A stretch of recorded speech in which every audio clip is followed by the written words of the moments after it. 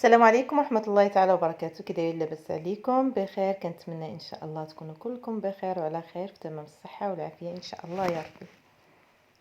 اليوم كيف ما كتشوفوا غادي نشارك معكم واحد الشوربة اللي كتجيب المذاق ديالها زوين بزاف وسهلة، وغادي تخليكم تدخلوا في الوجبات ديالكم واحد الخضار اللي ما كناخذوهمش بزاف، بحال البسباس. هي هاد الشوربه غيكون فيها المكون الرئيسي ديالها البسباس. صراحه كيعطي واحد المذاق، كيزيد واحد اللذه رائعه. خليكم معايا تعرفوا على المقادير وطريقه التحضير. نبداو على بركه الله. بالنسبه للخضر اللي غنحتاجو لهاد الصوصه، غادي نحتاجو تقريبا واحد 2 لفتات مقطعين، 2 قرعات خضرين مقطعين، بطاطا حتى هي 2 بطاطات صغار، خيزو 2 خيزوات مقطعين. وغادي العنصر المهم اللي قلت لكم هو البسباس، اللي غادي نستعملوا تقريبا واحد 2 البسباسات صغار، نستعملوا معهم حتى دوك العويدات الخضرين. وغادي نديروا تقريبا واحد زلافه صغيره ديال العدس و2 بصلات. كناخذوا طنجره الضغط طبعا ونديروا فيها هاد العناصر كلها كيف ما كتشوفوا. البسباس العنصر المهم اللي قلت لكم هو البسباس. بزاف المرات كنتفاداو اننا نستعملوه في السوبه، ولكن راه كيعطي واحد المذاق رائع رائع بزاف.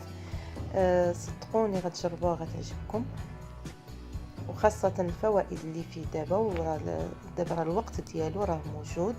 ما تردوش انكم تجربوا هاد السوبه بهاد المكونات.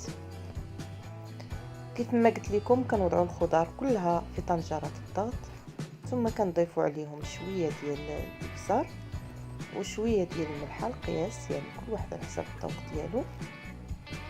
وكنضيفوا شويه ديال زيت المائده، ثم كنضيفوا الماء اللي غادي نحتاجو، الماء اللي غيكفينا يطيب لنا هذيك الخضره.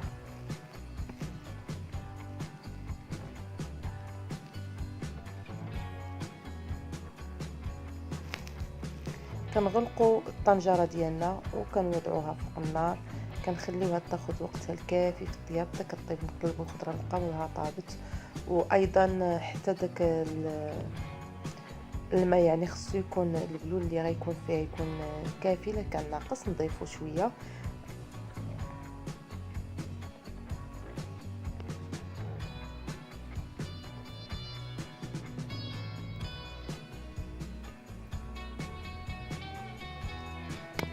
كما كتشوفوا من بعد ما طابت، ها هي عطيتها الوقت الكافي باش طيب. طابت الصوبه. كناخذ هاد الباطور وكنطحنها، اولا كنخليها تتبرد ونديرها في المولينيكس ديالي وكنطحنها.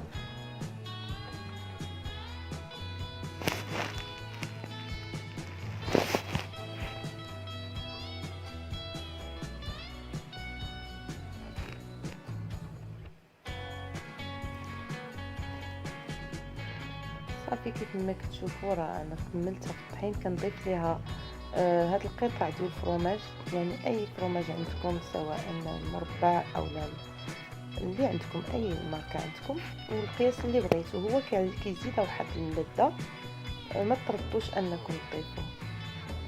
صافي كنخليها هكا، كنرجعها فوق النار واحد شويه، نساجموا العناصر مع بعضياتهم يبان لي انها بدات كطيب شويه، يعني تطبخ شويه. صافي ونقدمها بالصحه والراحه. حتى لنا كنقول لكم لا عجبكم الفيديو ديالي ما تردوش انكم تضغطوا على البصمه وديروا لي اعجاب، وخليوا لي التعاليق ديالكم. ولا كنتوا اول مره تزوروا القناه ديالي، ديروا الاشتراك باش يبقى يوصلكم كل جديد. استودعكم الله، الى اللقاء.